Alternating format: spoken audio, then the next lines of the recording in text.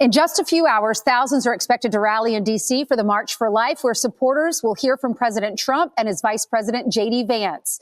The pair showing support for pro-life supporters, pardoning more than 20 people yesterday who were imprisoned under the Biden administration for protesting at abortion clinics. Fox and Friends Weekend co-host Rachel Campos-Duffy is live in Washington alongside with the incoming March for Life president, Jeannie Bradley Lichter, and current president, Jeannie Mancini. Good morning. Good morning. Good morning to all of you. Good morning, Ainsley.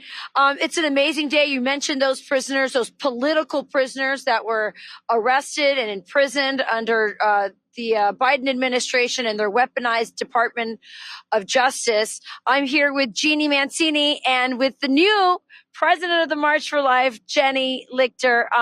Jeannie, I'm going to start with you. You had it a little harder. You were under the Biden administration, the most radical pro-abortion administration. What were the challenges for you, and what's your hope for Jeannie as she takes over this March? Gosh, every year there's a different challenge, but it was sad, especially as a Catholic, to see the Biden administration have such a radical pro-abortion agenda. But it was also fun to see Americans reject that. I mean, that's what Kamala really ran on. I mean, basically, she sure did. And so, I mean, it's just incredible to see that's not what Americans want.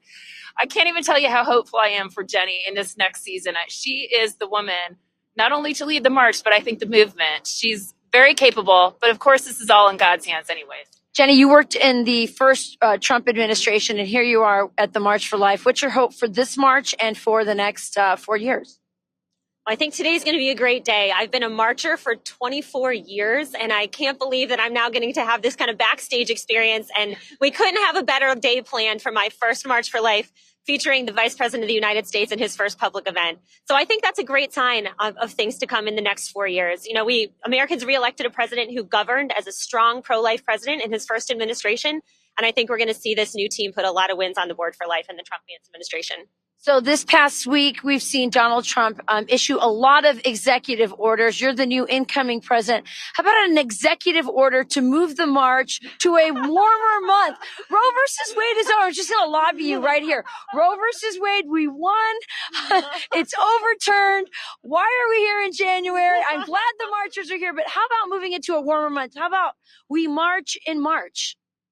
I love that tagline. Very good branding, Rachel. Thank you. I honestly think part of the power of the March for Life over the last 50 years is that people have been showing up in Washington at really the worst time of year, weather-wise, because that's how much, pro-life Americans care about the unborn and their moms. So it's a really powerful witness, especially on a chilly day. Very chilly indeed. Well, she wants to do a lot of penance. We're all doing it, but it's going to be a great day. J.D. Vance, also Mike Johnson, Josiah Presley, an abortion survivor, very apt today, and many other guests. Just thanks for putting this on. It's always a wonderful event. And Jeannie, you did a fantastic job.